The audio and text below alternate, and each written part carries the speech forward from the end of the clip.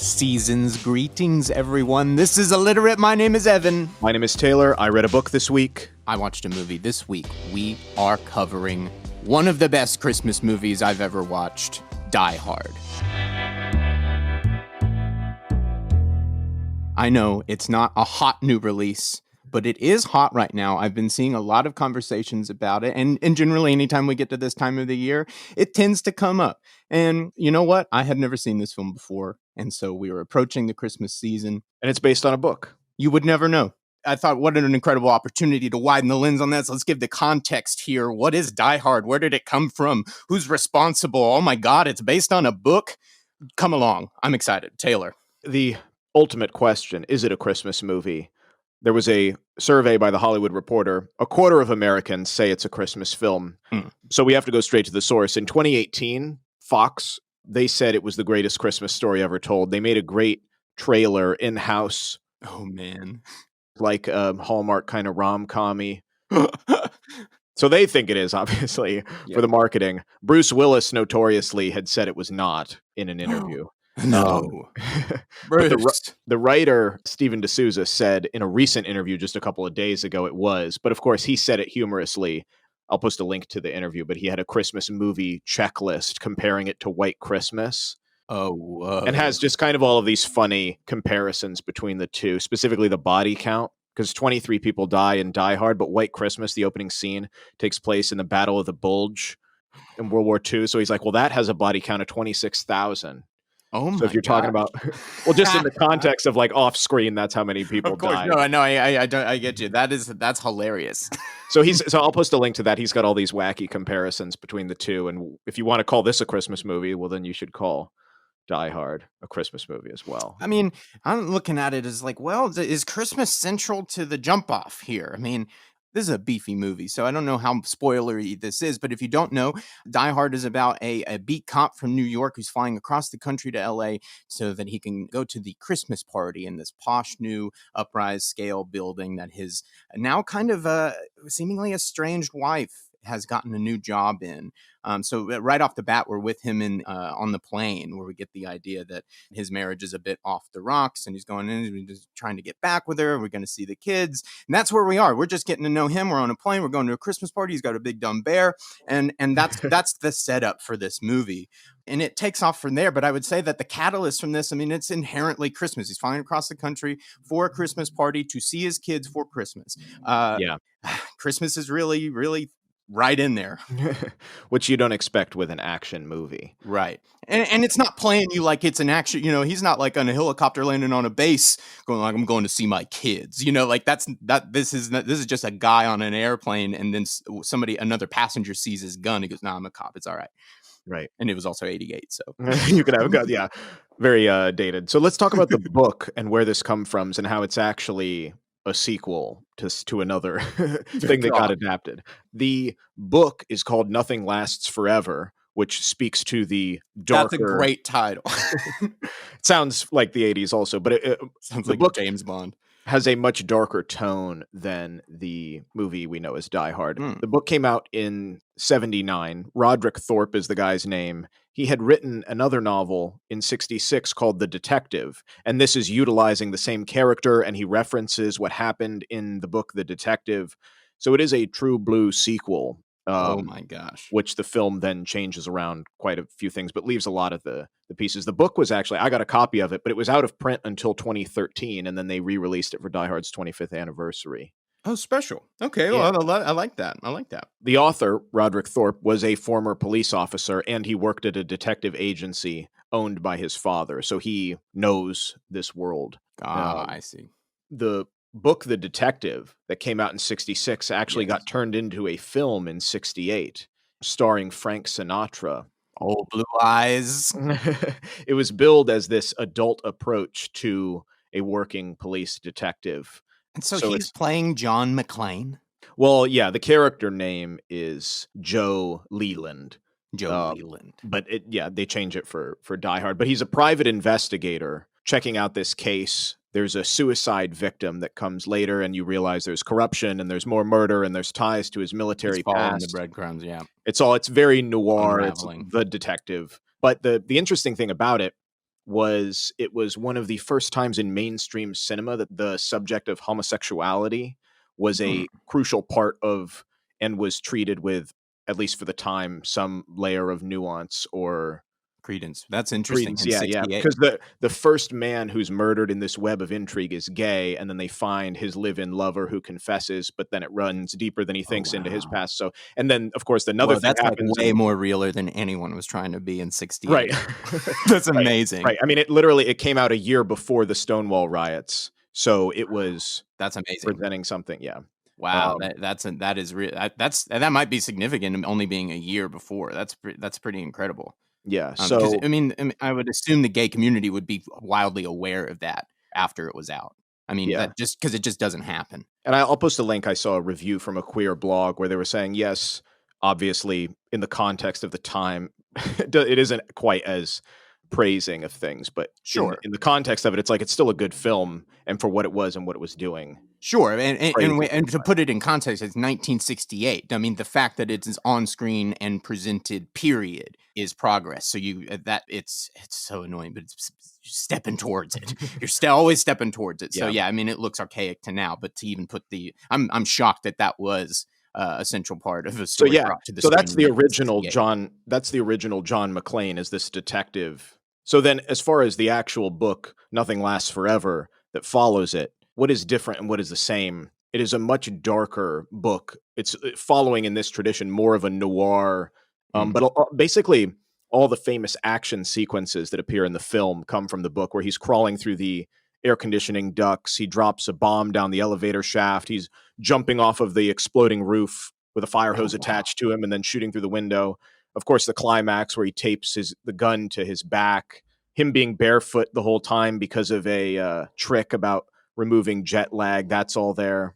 Oh my gosh. That's Mhm. much more than I was even anticipating. Because Yeah. I know, as you had said briefly, because we don't talk about everything before we do this. I was expecting a couple hits of it. Like, okay, they brought that, they brought that. Okay, cool. That's much more than I would have really assumed, especially for Mhm. that. And that's the sequel book in 70 The sequel book in 79. Yeah. 79. Yes. Yeah. Gotcha. So the other thing that's, I guess, different and happens in literature is the novel is from Joe Leland or John McClane's perspective. So Hmm. there is no cutting to different events. And you get a lot of the Interesting. backstory from his thoughts and whatnot, which obviously don't translate. But Right, he's right, right. he's also more cynical. The events are harsher. So he is an older character. And the big change is Holly in the movie, who is Stephanie in the book, is his daughter, who he's going to see. And she Oh. invited him because she misses him. But he is this old alcoholic who has an ex-wife who died, and he's got grandkids. Okay. And see, that's making sense to me here thematically why they would shift just a little bit for the film. Because in the film, he's going to meet up with his estranged wife, who's suddenly now going by her maiden name and not his name, Right, even though they're not divorced. And with the seeing the kids tonight, maybe going over to the house and sleeping and seeing the kids right. is on the table. And so you're right there. The stakes are on the table. You're right there with John McClane. You want him to see his kids. That's really what this is all kind of about. So thematically, if you're translating this into a screenplay up onto the screen, it makes sense to start to shift that a little bit around. If this is not quite the dark, if he's going to end up with her at the end, she has to be alive. So Right. so we bring her in, and the whole thing is about they get separated while she goes off to make a speech. His shoes are off, and he's got his shirt off because he's great because he's jet lagged, and then everything starts to happen. So they don't see each other this entire time. By the time they get back together, he's been through complete hell and Yeah. looking like a completely different person.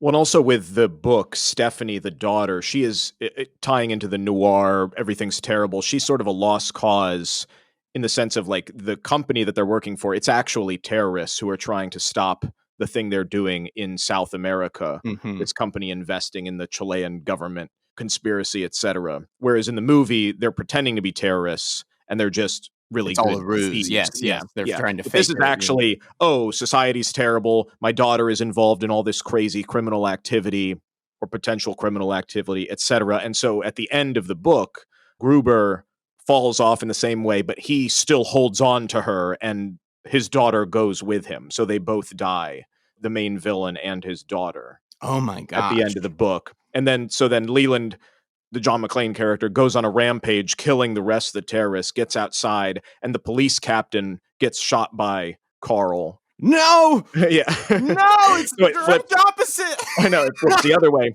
And Leland is injured and sad, and it's like, is he going to make it in the hospital? Oh Like, my it just gosh. is a horrible, depressing ending, hence the title, Nothing Lasts Forever. And it's just like, it's the end of this policeman detective's career. What has it cost him in his life? You know, that kind of All thing. I'm thinking about right now is I'm just my lights are going off because in a couple episodes ago we talked about adapting Jurassic Park from the novel to the screenplay and how amazing that is. And I'm getting those vibes right here and there because they're making very specific thematic choices about the difference of what they're trying to say. This is really they're really cooking with gas here. They're not letting this just fly all over the place, and they're not just going off on their own either. It's directly opposing what's in the book for specific reasons. Well, yeah. So let's That's talk really about smart. the adaptation process here and who wrote it and all Yeah. that, because it's one of those weird paradoxes of Right. like, well, they didn't really know. Like, it looks like, oh, of course you do this, but it only looks like that because it worked. Right. But Right. here's how all those Yeah. pieces actually got switched around. And just as some context, so like, for example, the original Rambo film, First Blood, was based on a book, First Blood. Like, this is a trend of the 80s. What is the Right. skeleton Yes. of an Yes. action story that we can use and then turn into something else? So this is 1988 is when the film comes out, which is 9 years after the book is released. So it's already been bought to be Wow. adapted Yes. as Yes. something in this lump time period of this being popular. And the director, John McTiernan, did Predator the year before, and then he did Hunt for Red October 2 years after. So this is his Right. wheelhouse. But the writer, Jeb Stewart, so what was going on with him, which is a whirlwind experience? He was young, had a wife who was having her second child, needed money. And he did have a deal with Disney, but I don't think he was getting paid for it yet, or it was like he had a 6-week period where he could complete work for another studio. So think about that. Like, I have 6 weeks where I need to make some money doing something, Right. and it's got to be done by then. Oh Like, my gosh. a lot of like scripts take years to write sometimes. Absolutely, absolutely. I mean, taking on a screenplay is not just some like, oh, this is going to be fun. I'll be over with it in like a few weeks or a month or two. It's like, honestly, I mean, it can take years and years and years to do it right. It's a massive undertaking, whether it's a completely original thought or you're adapting or using something based on real life. It's a massive undertaking. So the agent that he has hooks him up with the producing arm of Fox Studios and says, we got this book. We made the predecessor, The Detective. Take a crack at it. We're pitching it sort of as Rambo in an office building. What do you think? So now here he goes trying to figure out how he's going to adapt this. Because as I've said, the book is about this 60-year-old man who visits his daughter who has corrupt business dealings, and then she falls off a building. Like, it's at the outset, that doesn't sound like something that he could really sink his teeth into. A real upper. Right. So I saw an interview, he was talking, and he had a commute from Pasadena to Burbank and then worked basically 18 hours a day there because, like I said, he was still doing his Disney thing and felt on edge the whole time, was having arguments with his wife. So he storms out one day in the 6 weeks he has to finish this thing and goes for a drive. And he's driving on the freeway, and there's a truck with boxes full of appliances, fridges and dishwashers and stuff, and it hits something, and one of the fridge boxes goes flying, and he has no time to maneuver out, and so it just smashes into his car while he's going 65 miles an hour down the freeway. My God. The box was empty, and so it just hit off and went off his car, but he swerved off to the side, and it was like a crazy near-death experience. It's like, I would be dead immediately. Immediately. And I argued with my wife 20 minutes before and just stormed out. So he got home, immediately reconciled with his wife, and wrote 35 pages that night. Wow. Because he realized, he's like, it's not about a 60-year-old man, his daughter falling off a building, but it's about this 30-year-old who should have said he's sorry to his wife, and then something bad happens. Yes. And I'm so glad you put that up, because I thought what an amazing moment it was. And I said that the couple are having a bit of a conversational argument, and then they split up. She goes to make a speech, and then the terrorists hit the room. But right before the terrorists hit the room, you get a moment with McClane in the bathroom, and he's really taking it out on himself. It's like, why didn't I just say sorry? Really mature, John. And I thought, how incredible for this to be such a manly movie. It's such a beautiful human moment hidden in the middle of a movie that I think people just assume is just some action movie. Yeah. And crazy that it came from this guy Jeb's life in the 6 weeks that he had to figure out what this was about. It's like, "Oh, no, this is personal," and we find that time and again that it has to come from something Yes, yes. that he experienced. So, he has no experience writing action films, but his wheelhouse is more thrillers, and so this is where we get the twist, I suppose, of the action genre, which we'll talk about at Mm, the end, what it mhm. did, but he focuses more on the characters and their reconciliation, building to that, not building to an action piece, Right, because he right, knows that thrillers is more about the characters and the psychology and things as opposed to action films. right. So that's his pass on the script. He finishes it in 5.5 weeks, delivers it on Friday in 1987, goes on vacation for the weekend, comes back, voicemail box lit up because they greenlit it on Saturday and Whoa! said, we got to do it, because he's like, this is just the perfect serendipity of luck and my timing, because Fox needed a big summer film for 1988. They didn't have one in the pipeline. This is the Yeah. one that got done, that he got done in time, because he Oh my had to go. gosh. He was contractually obligated to do the next thing. So they were like, sure, let's do it. Well, it But yeah. seems, and right there at that moment, you have John McTiernan coming off of Predator, 1987, a massive, massive, massive hit. And as you were saying with the writer, John McTiernan would describe himself as kind of a savant, somebody who got into the industry and got pegged as like, oh, I'm in for cars and guns and action, action, action, action, so that he could get the job. While in all reality, he was a true artist and really cared about people, was a real director. Mhm. This is the smartness of John McTiernan, because he has an. I'm seeing, because I've just watched this movie for the first time, but Predator is a lifelong, diehard favorite of mine that I have known since I've been studying since I was conscious, and knowing him. And knowing that his affinity for looking for work that turns, that says it's one thing to get you invested and then takes you a completely different direction. That's Predator. Predator starts as a Arnold Schwarzenegger military movie. We're going into Cambodia. We're going to get these hostages bounced across the border before anybody knows we were there. Yeah, and then you get there 50 minutes in the movie, the team you thought was unstoppable is ripped apart and there's an alien hunting them down. Right. It's a completely different movie. It's a horror movie through and through. That's bold. That's crazy. And I think I'm seeing the same taste for material with Die Hard. That makes total sense. He turns in Predator. What else you got? This comes out. Oh, it's just an action movie, but look, this is a real character. And there's a real human drama at the center of this, about a family and about a husband and wife. And regret and everything else, yeah. And it completely takes you off on this crazy, crazy, crazy movie worthy adventure. Mhm. So let's talk about the production process here, because now, like you said, it is a character-based piece disguised as an action movie.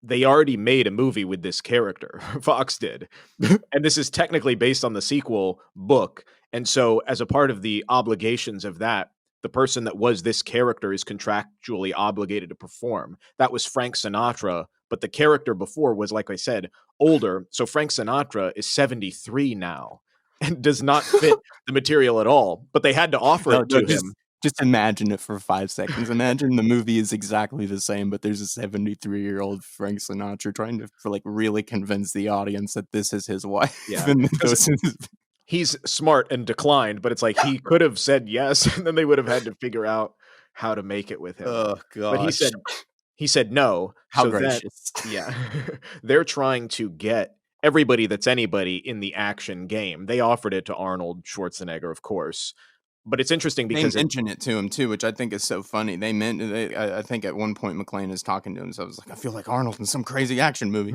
which John McTiernan had just directed. right.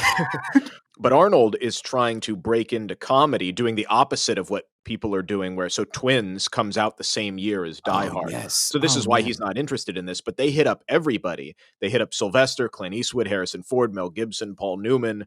Nobody wanted to do it. Mm. And Willis, who they ended up getting, is known for TV at the time. So this is his first big break. He's Yeah, not this an is it. action This is star. why he is who he is, right? Yeah. Yeah, exactly. The only thing he was in before was a film that did terrible that nobody remembers, and a rom-com TV series called Moonlighting, and that's what he was Mhm. doing when they got him for this. Oh man. But and also there was a very clear distinction between film and TV actors at the time. So you would get, Yes, if you got a much, TV much, much actor. more so than now. That road has been completely conflated. They blur all the time in one side out the other. That was so, Mhm. so, so different. That was so different in the 80s. Yeah, and if you got a TV actor, it'd be like, "Oh, well, so is this a TV movie? Like, is this the quality?" It was a very different People thought the world. exact same thing about Back to the Future with Michael J. Fox because he was Mm, on TV at the time too, and that became such a scheduling conflict with them too. But right. that wasn't a good thing, seen as like a great thing at the time, just by general audiences and the general upper echelons of the studios. Right. So speaking of the scheduling stuff, this moonlighting show he's doing, that his co-star Sybil Shepherd became pregnant, so they shut down production for 11 weeks so Oh he wow! can do this movie. So he's like, "Sure." Wow! And the whole big scuttlebutt at the time was they gave him $5 million, which was unheard of at the time. The closest that people got, Dustin Hoffman got something for Tootsie. Robert Redford did, like, big movie stars, big movie stars that had been movie stars for a while were Right. getting close to that, or they were getting 3 million. But how is And this so guy? they offer this TV actor who has no other credits to his name more than any of that. Right, and so the That was reason a hell of an is audition. well, they said I had seen a cynical approach to it, and it's like, if it doesn't work, then that's what justifies it. So we can say, "Oh, well, this is where it all went, and it's his fault," kinda thing, like, they Oh my could put it god. on somebody else, but What if it a does. strategy. Yeah. Oh my gosh. They were setting him up to just yeah, it was his fault. It wasn't good. And God, we paid him way too Oh. much. Why? But they needed something also to get in the headlines for it, and they needed something. But of course, people in the industry hated it because it's like, well, if this random guy is getting it, Dustin Hoffman has to get 7 million the next time. Oh man. Oh So man. that's maybe also in terms of legacy. This is the start of this forever escalating. Robert Downey Jr. getting paid 30 million. Oh, interesting. Oh It my became god. an arms race of what star is going to get When paid somebody more. breaks the line, then Mhm. everybody's feeling hurt. Yeah. Gotta go. Well, gotta keep raising the bar. So this was Yeah, this was their fault. endless progress. Right. Blame Die Hard for it. And then also Alan Rickman, who is the villain. He had never been in a movie before. This is his first film. Oh my gosh, I didn't even realize that. One of the casting directors had seen him as a villain in a Broadway show. He was Oh doing mostly man. theater, and they said, "Well, you should do this." So then, of course, he's iconically known. Also, because the book is only from the main character's perspective, there's a lot that we don't know about the villain. You only get him from the radio. But in Well, the as movie, of course, they can very expand interesting it. because Yeah. as we were watching it, we were appreciating the discovery of the plot. I think that's key to keeping interest here about what's going on is because we don't know what's happening and we're Mhm. discovering it along the way. When it comes down to the terrorists, to the hostages, to the Mhm. police, to McLean himself, his wife, all everybody is giving each has a little piece to add to the pot to tell you more about what's going on, and it keeps turning and it Mhm. keeps turning. It's the market. I mean, so I think it's a really brilliant screenplay. I mean, And I where can't understate that enough. So where some of that comes from, now there's a rewrite being done, and this is the person I mentioned before who was talking sillily about how it's Christmassy, is Stephen DeSouza, and he comes on to do a rewrite of it, and he had prior experience with action and comedy, so this is where that layer of the screenplay comes in. Yes, And a yes, thing that he had said in an interview that I saw, he had approached the story as if Gruber, the villain, was the protagonist, which is always a great way to think of things. It's like, how yeah, is he driving the narrative? What would happen if he wasn't there? Well, then they would just get together and maybe he would reconcile with his wife or not. But then this creates all of that. So right. he added a lot of depth in terms of that character. And this is sort of a renegade trying to get it cobbled together, random TV actor who does rom-coms thing. So it wasn't this high I budget mean, legacy production. So the you're big thing. witnessing a breakout on screen. I mean, that's what it really Yeah. amounts to because when this movie starts, he's that TV character. You think, okay, he's just a dude. He's just a guy. He's just a cop. And over the course of 2 hours, he becomes an action superstar. Mhm. And it is believable in these types of movies. And when I say these types of movies, this is kind of what we're trying to point out is that this kind of set what action movies were going to be henceforth. And it gets judged based on what we think of an action movie now, 30 years later. At the time, no, this is really staking a new claim, and it has a lot beneath the surface. That I Mhm. mean, I'm looking at the poster right now, and you'd never know it's a Christmas movie, but it really is. What a crazy Mhm. thing! But I'm loving just the osmosis of the creativity here. It's from Mhm. this book, Frank Sinatra. We got this character. I mean, this is really alive. Some of the cornucopia of ideas and hodgepodge that gets put together with it all. Willis was still on Moonlighting, that TV show, even though they were on a break. That he still was filming it for the first week when they were filming Die Hard. So he would show up at the Moonlighting set, film for up to 10 hours, and then film Die Hard at night. Wow! So a Oh my lot god! of the in the writing side of things, they were like, we got to give him some sort of a break. And so we have to film some things that don't involve him and give him some days off so he can sleep. So that's where you get a lot of the stuff with the wife or with Gruber or with these other The characters is because police they're like, officer becomes a yeah, major yeah, character, the one exactly. that first rolls up in the police car and they get shot up, and then he becomes the main, like, Mhm. link to McClane up in the building, with the CB Yeah. radio, who and then he ends up being influential at the end, which He's they in the flop directly. he's in the book a little bit, and but even the limo driver who ends up being a big piece of it disappears after the first scene of the book, and he Oh, gets and more. see, Yeah. and I'm so happy that goes to show you what a smart screenplay that is, because that was a disposable piece in the novel, Mhm. not in a movie. You can't do that with a movie. You have such a limited amount of time, and you have so little time to actually get people's attention. I knew from the moment I saw what they were doing with this driver that he's going to be influential by the end Mhm. of it. And I was starting to wonder by midway. I was like, is he going to come back? And it was like, oh, we haven't cut back to him in a minute, but he does, and he comes, and we knew it. Me and my fiance both were like, we cannot wait to see this driver save the day, and he Yeah. absolutely does, just because we know that that's what's got to Mhm. happen based on what we're being Yeah. presented in the story. But like I said, a lot of this stuff was happening because of a technical or a logistical thing with Bruce Willis. Like, the ending was not finalized when Enabling constraints. That's yeah, all I can say. when the film had begun, they didn't know how it was gonna end, and they had filmed things that were gonna mess with the continuity before, so they were, like, trying it was all a hodgepodge when they were Wow. filming it, and the actors were given room to improvise lines Oh or, my like, god. just, like, lots of That's logistical beautiful. stuff that was all twisted around, one of which being they filmed at the Fox Plaza because it was available, and it was Fox, and it was their building that they were building, and it was mostly unoccupied because they hadn't built it all yet. Right. It got occupied in '88 when the movie came out. It's only 5 stories were occupied, and then, like, the construction sites were literally construction sites. They didn't Yeah. it was as real as it could be. But Wow. the big stipulation that they had for themselves was that they couldn't film during the day, which is perfect because it all takes place in one Oh, night. beautiful. Oh my gosh. And Bruce Willis could not be there during the day, so Beautiful. it Oh, all it all plays fits into effect. together. How perfect. Yeah, and, the other thing with the in terms of just keeping things together, Willis did most of his stunts. Mm. So did Alan Rickman, the famous thing where he drops off, the classic villain falling off the edge. He did that stunt, and they dropped him between 20 and 70 feet onto a big airbag kinda thing. And I had seen in an interview, they had said, "Okay, we're gonna drop you on 3, 1, 2," and then dropped him to get the the shot. Got him. Got him. Yeah. Yeah, my fiance told me as that was happening, he's like, "This is famous. This is the moment." I was like, "This right here." So as I savored the look, it's pretty amazing. It is pretty amazing to get that real, like, the eyes widening. Mhm. You almost can't fake it. But now we have the release of this thing, and just for some context, so this is sequel heaven. This same year, Crocodile Dundee 2 is coming out. Rambo 3 is coming out in May.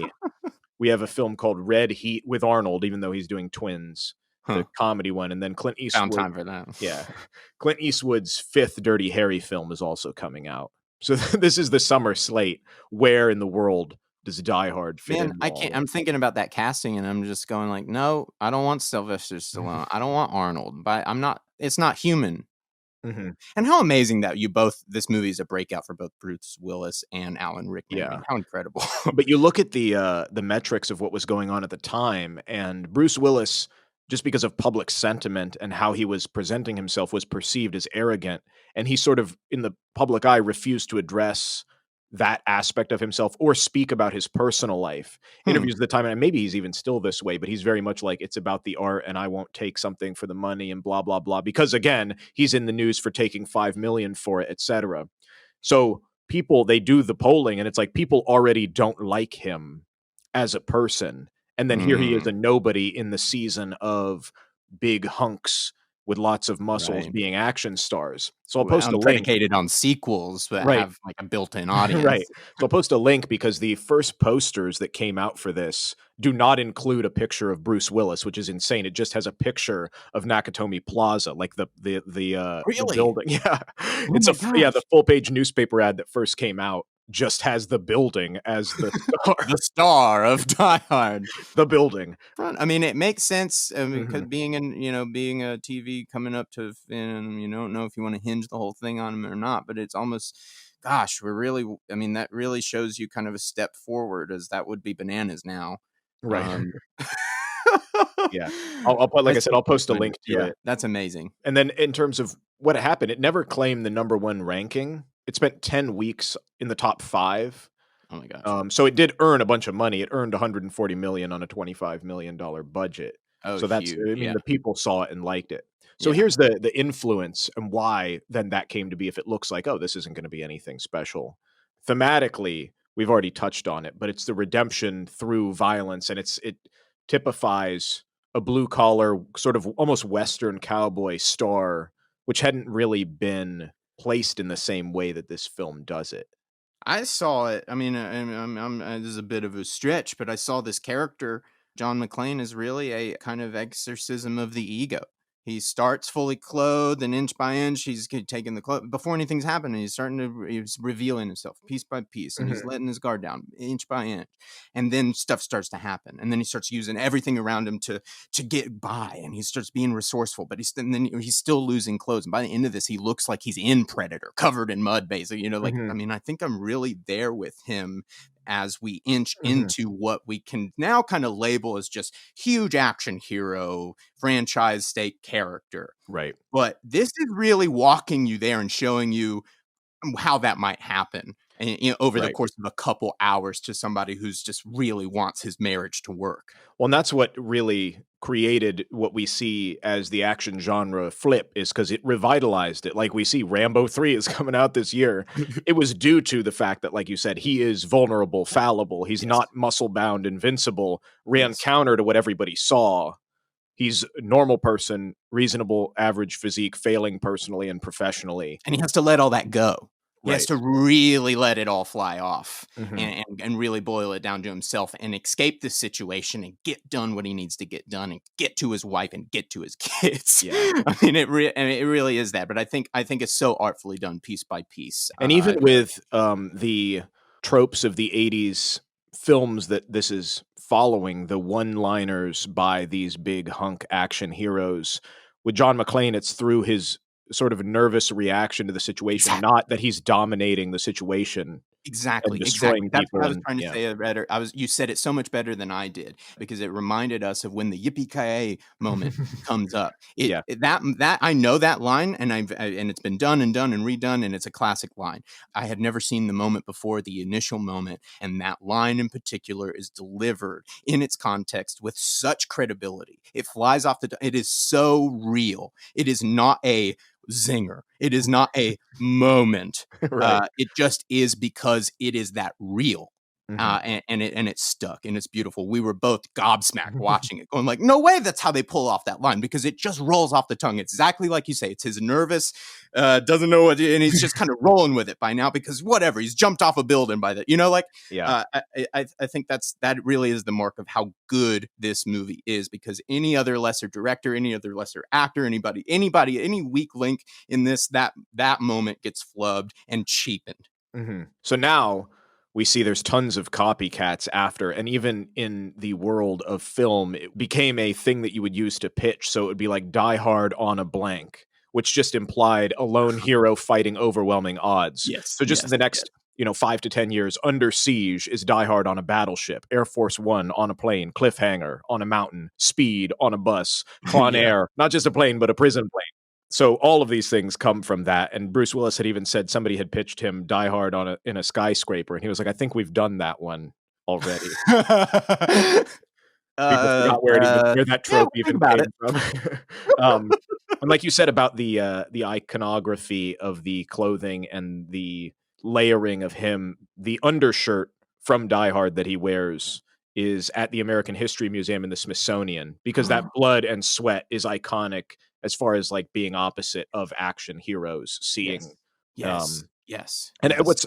what's so interesting to me, rounding it out, the irony is as it becomes Die Hard 2 through 5, he becomes closer and closer to the 80s action films that it was renouncing in the first place, and McClane becomes this invincible killing machine by by Die Hard 5. I don't think I've seen any of them, to be quite honest. And this is why we did this, because they are just the quintessential action movie, high stakes in an office building. How are we going to get out terrorists or, pre 9/11 Right. kind of stuff is kind of how I see it. And I think there's so much more here than general audiences who aren't acquainted with it would ever know. It's hard to really say that in a way that makes sense. But I mean, at the end of the day, it was nominated for 4 Academy Awards. So, Which got beat out all by Roger Rabbit, which comes out. Hey, check out our episode on Roger Rabbit. Yeah, this definitely, whatever you think about it as far as the Christmas setting, at least you could say John McClane is trying to uphold tradition in society and keeping families together on Christmas. That's the whole, if you don't like the action side of it, at least he's trying to do that, which is the hope of all Christmas movies, is that people come together on Christmas. That's it. That's the movie. And I think that's such a beautiful thing to make a movie about, to make this type of movie about. And look, how classic, how amazing. Thank you, Taylor. Yeah, thank you. This is amazing. I hope your holidays, everybody, are really wonderful. Thank you for spending the year with us. We really, really appreciate it. Check us out on Instagram at ILLITERATEPod. Let us know what you're watching over these holidays. Let us know what you're reading. Let us know what's coming out. You never know when we're going to do an episode about it. It doesn't have to be the newest stuff. Look at this. This came out in 1988. I learned a ton. I hope you guys did too. Thank you so much. All right. Catch y'all next week.